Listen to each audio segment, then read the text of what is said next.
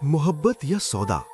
आयशा जिसे अपना हीरो समझकर उस पर सब कुछ वार कर घर से भागी थी, वही उसकी कहानी का विलन निकला। क्या फरहाद जैसा गैंगस्टर उसकी इज्जत बचा पाएगा? आखिर कौन होगा इस कहानी का हीरो? एक विलन? तुम्हें मुझ पर एतबार नहीं है? पागल हो गई हो क्या तुम? मैं आपकी रकम का ही इंतजाम कर रहा था। इधर देखो मेरी तरफ। आप इससे रख लें और मुझे जाने दें भाई। क्या नाम है लड़की तुम्हारा? और इस कमीने के साथ क्या कर रही थी तुम? कितनी खूबसूरत हो तुम, लेकिन उतनी ही बेवकूफ भी। तुम लड़कियां भी ना मोहब्बत के नाम पर कैसे कैसे मर्दों पर भरोसा कर लेती हो। 19 साल की आयशा की आंखें हेजल रंग की थीं। ऐसी आंखें जो धूप में सुनहरी हो जाती और साए में गहरी भूरी, जिनमें देखने वाला खुद खो जाए और पता भी ना चले। लेकिन सबसे खूबसूरत चीज उसका चेहरा नहीं थी। सबसे खूबसूरत वो बेखबरी थी, वो मासूमियत जो उसे पता ही नहीं था कि वो इतनी खूबसूरत है। वो लाहौर के एक सादे मोहल्ले में रहती थी। 2 कमरों का घर, अब्बू सरकारी स्कूल में उस्ताद, अम्मा घरेलू खातून, एक बड़ी बहन समीना जिसकी शादी हो चुकी थी, और एक छोटा भाई उमर जो मैट्रिक में था। जिंदगी सादा थी, लेकिन ख्वाब बड़े थे। वो बीएस पढ़ रही थी पंजाब यूनिवर्सिटी से। आखिरी साल था। चाहती थी कि अपने पैरों पर खड़ी हो, अब्बू का बोझ हल्का करे। सादे ख्वाब, पाकीज़ा इरादे। लेकिन जिंदगी ने कुछ और सोच रखा था। अक्टूबर की सुबह थी। लाहौर में अभी अभी मौसम बदला था। हवा में ठंडक आने लगी थी। आयशा यूनिवर्सिटी के गेट के बाहर खड़ी थी, किताबें बाजू में दबाए। तभी एक मोटरबाइक आकर गेट के पास रुकी। ब्लैक हैवी बाइक, सियाह जैकेट पहने एक लड़का। उसने हेलमेट उतारकर बालों में हाथ फेरा। रेहान भाई, गेट से निकलती एक लड़की ने आवाज दी। वो सना थी, जो आयशा की क्लास फेलो थी और रेहान की छोटी बहन। लेकिन जाने से पहले रेहान की नजर उठी और आयशा पर पड़ी। एक लम्हा, बस एक लम्हा। लेकिन उस एक लम्हे में आयशा को लगा जैसे वक्त रुक गया हो। फिर बाइक चली गई। कौन था ये? सबा ने पूछा। सना का भाई रेहान, आयशा ने बताया। वैसे देखने में तो काफी अच्छा लगता है, सबा ने बेतकल्लुफी से कहा। लेकिन घर जाते हुए बस में बैठे उसका जहन उसे एक नजर पर अटका रहा। फिर वो नजर रोजाना मिलने लगी। रेहान सना को छोड़ने और लाने आता था। दोपहर को गेट पर बाइक लगाकर खड़ा होता, मोबाइल देखता, सना का इंतजार करता। पहले हफ्ते आयशा इग्नोर करती रही। दूसरे हफ्ते रेहान ने आंखों से ही सलाम किया। तीसरे हफ्ते उसने हल्की सी मुस्कुराहट दी। आयशा ने नजरें झुका लीं और तेज चल दी। यार, मुझे तो लगता है रेहान को तुमसे प्यार हो गया है। तुमने देखा नहीं वो कैसे देखता है तुम्हें। आपका नाम? आयशा। रेहान। जानती हो? मैंने भी देखा है आपको काफी बार। इसके बाद रेहान ने सना के जरिए रास्ता निकाला। सना और आयशा का ग्रुप बना। पहले यूनिवर्सिटी कैंटीन में मिलना, फिर आते जाते बातें। ये रेहान भाई का नंबर रखो नोट्स एक्सचेंज के लिए।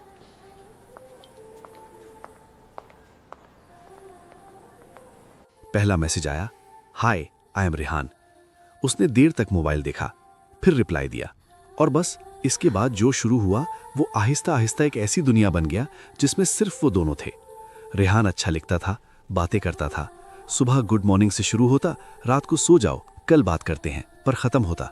बहुत खूबसूरत हो, बिल्कुल फेरिस के जैसी दिल करता है। यूं ही देखता रहूं तुम्हें। तुम डिफरेंट हो दूसरी लड़कियों से। वो कैसे? तुम्हारी आंखों में सच्चाई है। और कैसा गुजरा आज का दिन? बस ठीक था आपके आने से पहले। मेरे आने से पहले? पहले बस ठीक था, बहुत अच्छा हो गया है। 3 महीने गुजरे। रेहान बॉयफ्रेंड बन चुका था। ये लफ्ज कभी बोला नहीं गया, लेकिन था यही। आयशा के दिल में वो बस चुका था। और रेहान जानता था क्या कर रहा है। एक दिन रेहान सना को लेकर घर आया तो कुछ गुंडे घर के बाहर खड़े थे। हीरो, बॉस के पैसे कब देगा? जो लेकर गैम्बलिंग करता रहा है तू। हाँ भाई, बस 1-2 दिन का टाइम दे दे, मैं खुद आऊंगा देने। आयशा पढ़ रही थी, इम्तिहान करीब थे। अम्मा ने आवाज दी, आयशा नीचे आ। लहजी में कुछ ऐसा था जो उसने पहले नहीं सुना था। वो नीचे आई, ड्राइंग रूम में मेहमान बैठे थे। एक बुजुर्ग जोड़ा, साथ एक संजीदा सूरत जवान लड़का। अब्बू ने इशारे से उसे बैठने को कहा। अम्मा के चेहरे पर एक खास मुस्कुराहट थी। समीना अप्पा की किसी जानने वाली के जरिए रिश्ता आया था। हमें आयशा बेटी बहुत पसंद आई है, हमारी तरफ से हाँ है। हमें भी माजिद बेटा बहुत अच्छा लगा है। हमें सोचने का वक्त दें। बिल्कुल कोई जल्दी नहीं। आज मेरे लिए एक प्रपोजल आया था, बाबा ने उन्हें हाँ कर दी। मना करो अपने पेरेंट्स को, उनसे कह दो कि तुम अभी शादी नहीं करना नहीं, मैं नहीं कह सकती। मेरे बाबा बहुत सख्त है रेहान। इसका मतलब है कि जैसा वो कहेंगे तुम वैसा करोगी? नहीं आयशा, ये नहीं होने दूंगा मैं, समझी तुम? कल हम मिलेंगे और मैं इस मसले का हाल निकालूंगा और तुम मेरी बात मानोगी बस। रेहान, बाबा ने उन लोगों को हाँ कर दी है। मुझे तो समझ ही नहीं आ रही, अब मैं क्या करूं? क्या मतलब है? क्या समझ नहीं आ रही तुम्हें? हाँ, तुमने उन्हें इनकार क्यों नहीं किया? साफ साफ कहो उनसे कि तुम ये शादी नहीं कर सकती। मेरी बात सुनो आयशा, हम दोनों कोर्ट मैरिज कर लेते हैं। तुम घर से कुछ कीमती जेवर और कुछ पैसे ले आना, हम कल रात यहां से निकल जाएंगे। लेकिन रेहान, अगर हम पकड़े गए तो क्या होगा फिर? नहीं, मैं ये नहीं कर सकती। तुम्हें मुझ पर एतबार नहीं है? पागल हो गई हो क्या तुम? तुम सिर्फ मेरी हो। प्लीज मेरी बात को समझो। मैं ये सब कैसे करूंगी? इतना बड़ा फैसला कैसे करूंगी मैं? मेरी बात सुनो आयशा, या तो तुम मेरी बात मानोगी या मुझे हमेशा के लिए खो दोगी, समझी? अब फैसला तुम्हारा है। रात के 2 बजे पूरा घर सो रहा था। आयशा अपने कमरे में बैठी थी। अम्मा का जेवर का डिब्बा सामने, अब्बू की अलमारी से कुछ पैसे जो उन्होंने हमेशा जरूरी वक्त के लिए रखे थे। उसके हाथ कांप रहे थे। अम्मी, अब्बू, मुझे माफ कर देना। जेवर और पैसे रख लिया ना? हाँ, रख लिया। डोंट वरी डार्लिंग, मैं हूं ना तुम्हारे साथ। अब मूड ठीक करो अपना प्लीज। कुछ नहीं होगा, ट्रस्ट मी।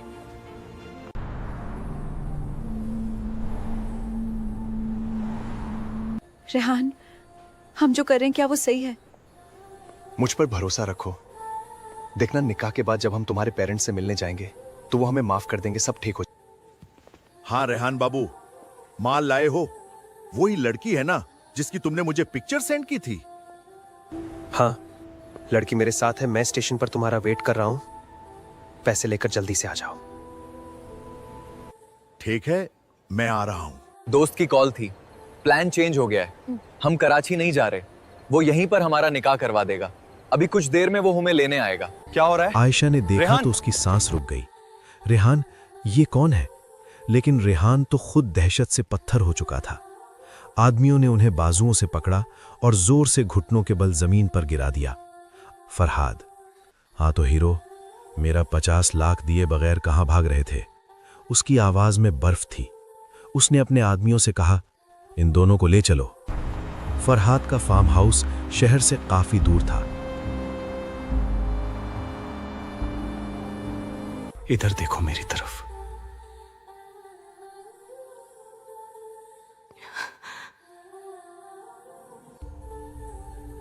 क्या नाम है लड़की तुम्हारा? और इस कमीने के साथ क्या कर रही थी तुम?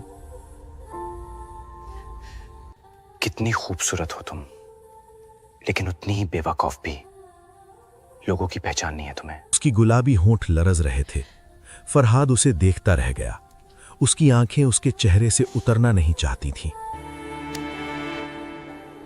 तुम लड़कियां भी ना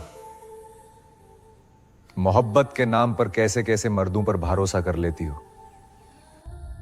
कमीने, ये लड़की किसी शरीफ घर की लगती है, इतनी खूबसूरत भी है। कैसे पता ली तूने? तो जैसे घटिया आदमी के साथ भाग रही थी ये। चल अब चोजे, मेरी रकम निकाल। भाई आप ये रख लो। ये तो बामुश्किल 5 लाख के होंगे। बाकी का पैसा निकाल। मैं आपकी रकम का ही इंतजाम कर रहा था। मैं इससे एक दलाल को बेचकर आपको ही पैसे देने वाला था। वो दलाल इसके 50 लाख देने वाला था। लेकिन उससे पहले आप आ गए। अब या तो आप मुझे वक्त दे दें कि मैं इससे बेचकर आपकी रकम वापस कर दूं, या आप ही इससे रख ले उन पैसों के बदले। आयशा ने सुना तो उसका खून खौल उठा, लेकिन इससे पहले कि वो कुछ करती, मैं बच्चों और औरतों का कारोबार नहीं करता। फरहाद के दाहिने हाथ मिस्टर माओ ने उसके कान में सरगोशी की। बॉस, सौदा तो अच्छा है। आयशा रेहान की तरफ झपटी, उसकी गरेबान पकड़कर चीख उठी। रेहान, तुम मेरे साथ ऐसा कैसे कर सकते हो? तुमने मुझसे कितने वादे किए थे, मैंने तुम पर कितना भरोसा किया और तुमने मुझे ही धोखा दिया। नहीं रेहान, तुम ऐसा नहीं कर सकते मेरे साथ। तुम मुझसे मोहब्बत करते। बाहर में गई मोहब्बत। मैंने तुम्हें इसलिए बताया था कि तुम बहुत खूबसूरत थी और मुझे तुम्हारे अच्छे पैसे मिलने वाले थे जिनसे मैं अपना कर चुका था। आप इससे रख लें और मुझे जाने दें भाई। हम जैसे यूं ही बदनाम हैं।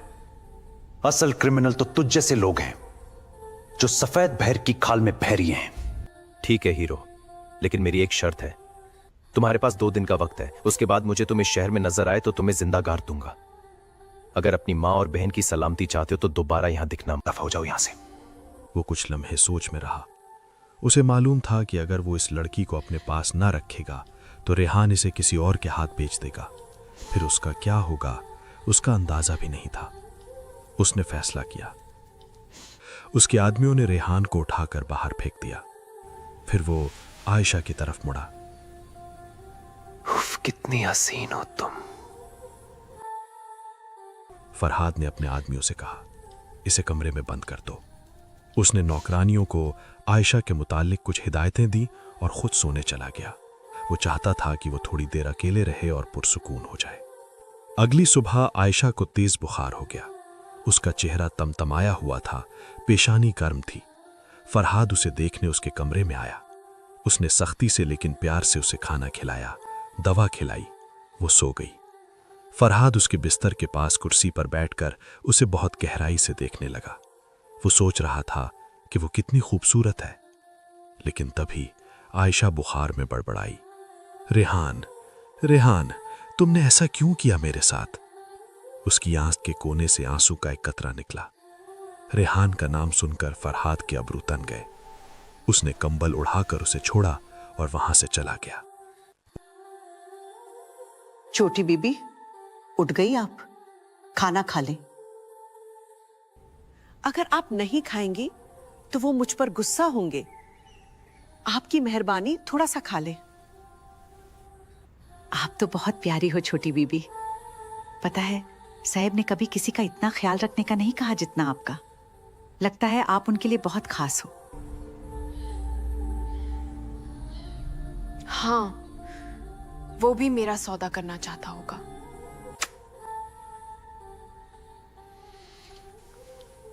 कैसी तबीयत है अब तुम्हारी? क्या आप भी मुझे रेहान की तरह बेच देंगे? क्रिमिनल हूं लेकिन तुम्हारे आशिक जैसा बेगैरत नहीं हूं। मैंने तुम्हें इसलिए रख लिया था कि वो तुम्हारे साथ कुछ और बुरा ना कर सके। शादी तो वो तुमसे करने वाला नहीं। फिर आपके पैसे जो आपने मेरे बदले माफ किए, मैं वो कहां से दूंगी आपको? उनकी फिक्र तुम मत करो। अगर तुम चाहो तो अपने घर वापस जा सकती हो। मुझे कोई एतराज नहीं है। पूरी रात है तुम्हारे पास, अच्छी तरह से सोच लो। अगली सुबह फरहाद ने पूछा, क्या फैसला किया है तुमने? नहीं, मैं वापस नहीं जा सकती। मेरे अब्बू बहुत सख्त हैं, वो मुझे जिंदा गाड़ देंगे। लेकिन मैं आप पर भी बोझ नहीं बनना चाहती। आपके होटल्स भी है ना, आप मुझे कहीं जॉब दिलवा दें और गर्ल्स हॉस्टल में रूम ले दें। बस ये एक फेवर कर। ठीक है, जॉब मैं तुम्हें दे दूंगा, लेकिन सिर्फ मेरे होटल में। और जहां तक रूम की बात है, गर्ल्स हॉस्टल का माहौल तुम्हारे जैसी लड़कियों के लिए नहीं है। तुम यहीं रहोगी मेरे पास, यहाँ तुम से। आयशा हैरान होकर उसकी बातें सुन रही थी। वो कोई जवाब नहीं दे पा रही थी। बस शौक थी कि आखिर किस्मत उसके साथ क्या खेल खेल रही है। 2 दिन यूं ही गुजर गए। फरहाद बहुत मसरूफ रहता था, लेकिन आयशा पर पूरी नजर रखता था। एक दिन डिनर पर बुआ ने आयशा को बुलाया। छोटी बीबी, आपको डिनर के लिए बुलाया है साहिब ने। आप चले बुआ, मैं आती हूँ। फरहाद उसका इंतजार कर रहा था। क्या सोचा फिर आपने मेरी जॉब के बारे में? हाँ ठीक है, जॉब मैं तुम्हें दे दूंगा, लेकिन हॉस्टल में रहने की इजाजत नहीं है तुम्हें। तुम यहीं रहोगी मेरे पास। जब तक तुम अपने पेरेंट्स के पास नहीं जाती, तुम मेरी जिम्मेदारी हो और मेरी इजाजत के बगैर कुछ नहीं करोगी। तुम अंडरस्टैंड? जी ठीक है। डिनर के बाद रेडी हो जाओ, हम शॉपिंग के लिए जाएंगे। शॉपिंग? जॉब पर जाना है तो ड्रेसेस तो होने चाहिए तुम्हारे पास। बुआ से कहना अपना और तुम्हारा सामान पैक कर लें। सुबह हम मेरे सिटी वाले बैंगलोर जा रहे हैं, वहां से होटल करीब पड़ता है। आयशा के मना करने के बावजूद फरहाद ने उसके लिए बहुत से ड्रेसेस, पर्स और शूज लिए। फरहाद ने आयशा को बंगले पर ड्रॉप किया और फिर अपने दोस्तों से मिलने चला गया। आज उन सब का पार्टी का प्रोग्राम था। शहर का एक प्राइवेट क्लब, वीआईपी लाउंज, मध्यम रोशनी। यार वो देखो, वो लड़की रेड ड्रेस में तुम्हें देख रही है। मुझे फर्क नहीं पड़ता, क्योंकि जो देख रही हैं वो मेरे पैसे देख रही हैं, मुझे नहीं। तो फिर क्या चाहिए तुम्हें? मुझे जो चाहिए था मुझे मिल गया है। तकरीबन 12 बजे वो लोग क्लब से निकले। रास्ते में सबसे पहले फरहाद का बंगला आता था। हमेशा की तरह उन्होंने रात फरहाद के बंगले पर स्टे करने का प्रोग्राम बना लिया। फरहाद ने टालने की बहुत कोशिश की, लेकिन वो ना माने। आयशा अभी तक सोई नहीं थी। वो इकरार तो नहीं करना चाहती थी, लेकिन वो फरहाद का वेट कर रही थी। जैसे ही उसने गाड़ी की आवाज सुनी, उसने मेन डोर खोल दी। सामने फरहाद और उसके दोस्त खड़े थे। सब हंस रहे थे। आयशा ने डोर खोली तो सबकी नजरें उस पर टिक गईं। वो ब्लैक सूट में बेहद हसीन दिख रही थी। मुज्तबा आगे बढ़ा और हंसते हुए बोला, ओह, तो यहां भी पार्टी का इंतजाम किया हुआ है तुमने, इसीलिए तुम इतने दिन हमसे मिलने नहीं आए। थोड़े मजे हमें भी करवा दो यार। उसका हाथ आयशा को छूने ही वाला था कि फरहाद ने आगे बढ़कर उसका गरेबान पकड़ लिया और एक जोरदार धक्का दिया। तुम्हारी हिम्मत कैसे हुई ये सब बोलने की? इस बेइज्जती का बदला मैं लेकर रहूंगा।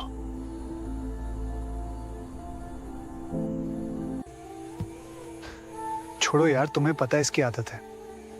चलो तुम रेस्ट करो, हम चलते हैं। क्यों बाहर आई थी तुम? मैं आपका वेट कर रही थी फरहाद। मैं आपको देखने के लिए आई थी।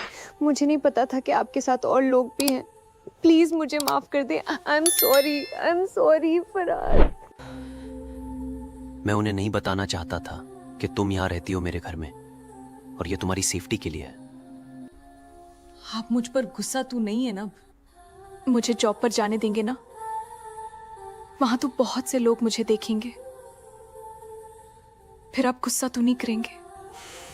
कोशिश तो करूंगा कि बर्दाश्त करूं। लेकिन मेरा और आपका ऐसा क्या रिश्ता है जो किसी और का मुझे देखना आपको इतना बुरा लगता है? तुम्हारे होने से घर लगने लगा है। लेकिन मैं यहाँ हमेशा तो नहीं रह सकती फरहाद। आखिर मुझे जाना,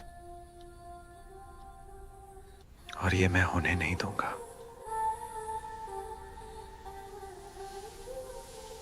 आयशा किचन में थी, ब्रेकफास्ट बना रही थी। बुआ आज नहीं आई थी। फरहाद रूम से बाहर आया। अभी अभी सोकर उठा था, बाल बिखरे हुए, टी शर्ट और ट्राउजर में। उसकी नींद अभी पूरी नहीं उतरी थी, लेकिन उसकी निगाहें आयशा की तरफ अपने आप उठ गईं। आयशा ने पलट कर देखा और फौरन वापस रुख मोड़ लिया। इतना अच्छा क्यों लगता है इन्हें देखकर?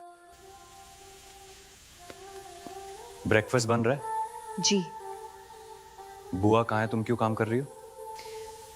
बुआ आज छुट्टी पर हैं, इसलिए मैं आपका और अपना ब्रेकफास्ट बना रही थी। मैं कुछ हेल्प कर दूं? नहीं, मैं कर लूंगी, आप बैठ जाएं। फारी बैठने की आदत नहीं है मुझे। ठीक है, आप चाय बना लें। आयशा ने महसूस किया कि वो उसे महसूस कर रही है, उसकी मौजूदगी, उसकी खुशबू, उसकी सांसें। रेहान। उसने खुद को रोका, लेकिन ये रेहान जैसा नहीं था। ये बिल्कुल अलग था। रेहान के साथ हमेशा एक डर रहता था, जाने का डर, खत्म हो जाने का डर। फरहाद के साथ अभी इस लम्हे सिर्फ सुकून था। क्यों? कहां खो गई वो चौकी? ऑमलेट जल रहा था। डोंट वरी, ज्यादा नहीं जला, ठीक है? आज तुम्हारा पहला दिन है जॉब का। ब्रेकफास्ट करके जल्दी से रेडी हो जाओ। मैंने तुम्हें अपनी पर्सनल असिस्टेंट अपॉइंट कर दिया है। सच में आज से जॉब पर जाऊंगी मैं। जब आयशा तैयार होकर आई तो फरहाद की निगाहें उस पर से हटने का नाम नहीं ले रही थीं। वो बहुत खूबसूरत लग रही थीं।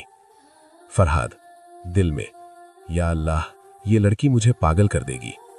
फरहाद ने आयशा को पूरे स्टाफ से इंट्रोड्यूस करवाया। सब उसकी खूबसूरती देखकर दंग रह गए, लेकिन सबकी नजरों में एक बात कॉमन थी, ये लड़की फरहाद के लिए खास है, इसे कोई तंग नहीं करेगा। स्टाफ में एक लड़का उस्मान, जूनियर असिस्टेंट, आयशा को देखकर वो भी अट्रैक्ट हो गया। एक दिन उस्मान आयशा को कुछ काम सिखा रहा था। वो उसे करीब आकर कंप्यूटर स्क्रीन दिखा रहा था और उनके हाथ ऑलमोस्ट टच हो रहे थे। फरहाद ने यह सब अपने ग्लास केबिन से देखा। उसका खून खौलने लगा। वो उठा, केबिन से बाहर आया, सीधा आयशा के पास गया। क्या हो रहा है यहाँ? कुछ नहीं सर, मैं तो सिर्फ काम सिखा रहा था। कम मैं इसे खुद सिखा लूंगा। तुम जाओ यहां से। क्या कर रही थी उसके साथ? हाँ, उसने तुम्हारा हाथ छुआ और तुमने कुछ भी नहीं कहा उसे।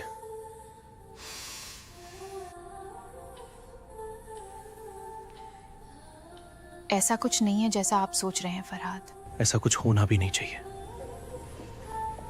वरना मुझसे बुरा कोई नहीं होगा। आप नाराज हैं मुझसे? नहीं, तो फिर बात क्यों नहीं कर रहे? क्योंकि अगर मैं बात करूंगा तो वो बात तुम्हें पसंद नहीं आएगी। आपने उस्मान को जॉब से निकाल दिया? हाँ, लेकिन क्यों? क्योंकि वो तुमसे फ्लर्ट कर रहा था। वो काम सिखा रहा था, आप उसे समझा भी तो सकते थे। तुम अच्छी तरह से जानती हो कि मेरे समझाने का क्या तरीका है। फरहाद आप बहुत पॉसेसिव हो रहे हैं। पोसेसिव? हाँ हूं मैं पोसेसिव। फरहाद के दोस्त कभी कभी होटल में आ जाते, ग्रुप मीटिंग के लिए, कभी लंच के लिए। मुज्तबा भी आता था। आयशा ने उसे देखते ही पहचान लिया। वो रात वाला जुमला याद था। वो उसे नजरअंदाज करती थी। लेकिन एक दिन फरहाद मीटिंग में था, होटल की एक अलग विंग में। मुज्तबा रिसेप्शन के करीब आया।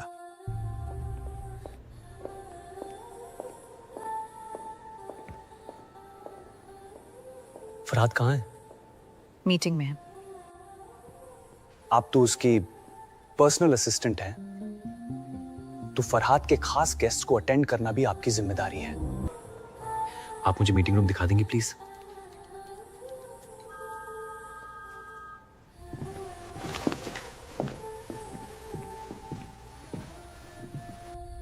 उस दिन फरहाद ने बचा लिया था, आज कौन बचाएगा तुम्हें? अगर फरहाद आ गए तो वो चोरेंगे नहीं तो मैं। फरहाद! फरहाद! कोई है? प्लीज बचाओ! Open the door, damn it!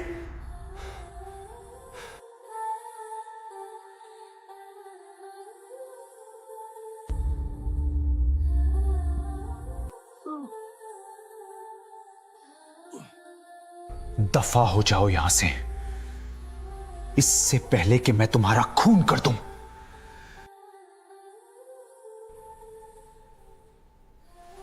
एक बहुत बड़ी company Taimur travels and hotels के सीईओ का बेटा तैमूर फरहाद के नए प्रोजेक्ट में कोलैबोरेशन के लिए आ रहा था। जब वो होटल में एंटर हुआ, फरहाद, आयशा और कुछ इंपॉर्टेंट रिप्रेजेंटेटिव्स वेलकम करने के लिए खड़े थे। आपका नाम? आयशा। बहुत खूबसूरत नाम है, बिल्कुल आपकी तरह। मिस्टर तैमूर, मीटिंग रूम में चलते हैं।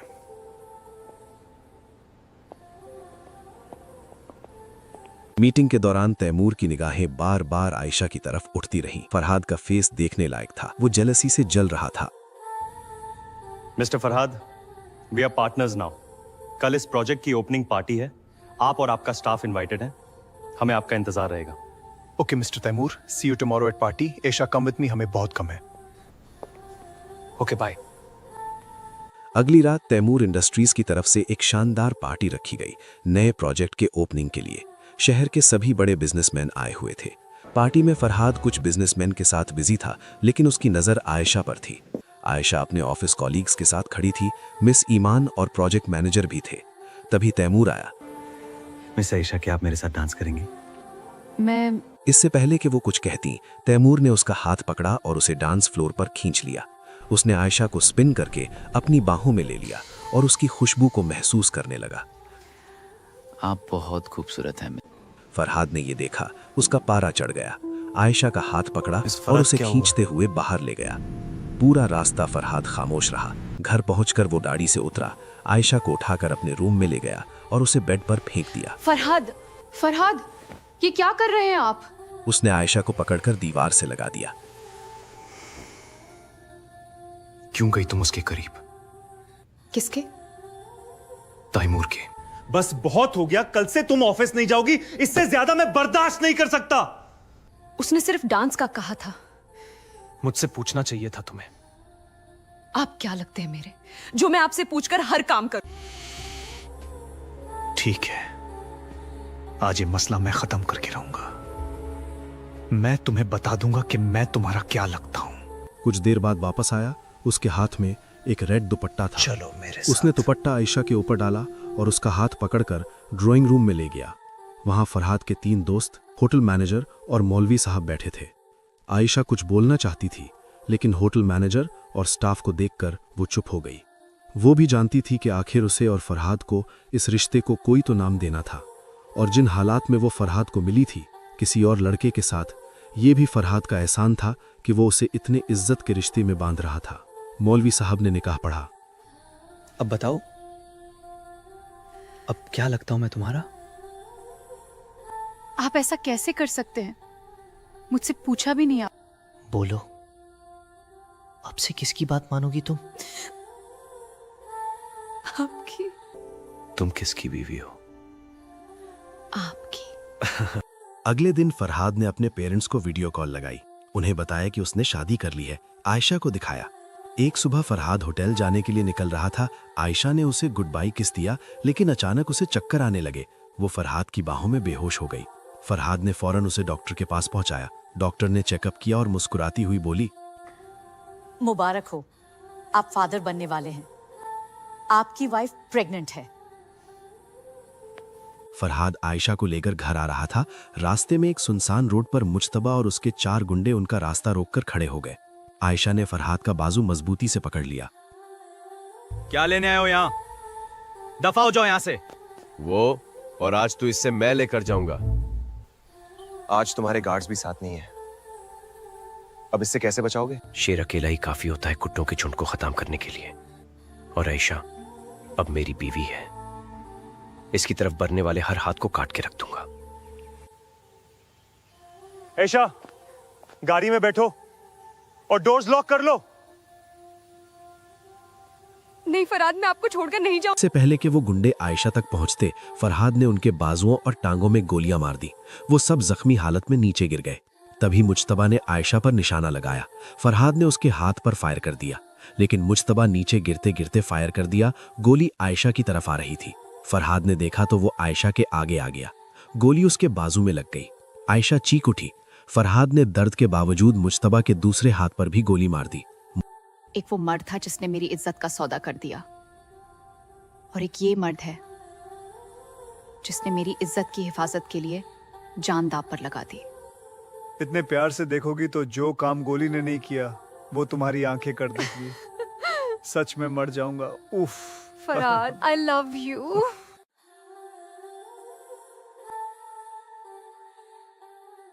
बेटा, तुमने हमें दादा दादी बना दिया। अल्लाह तुम्हें हमेशा खुश रखे। मुसीबतों में भी अल्लाह की रहमत छुपी होती है, बस ईमान रखना पड़ता है। आगे नई जिंदगी थी, नए सफर, लेकिन साथ में।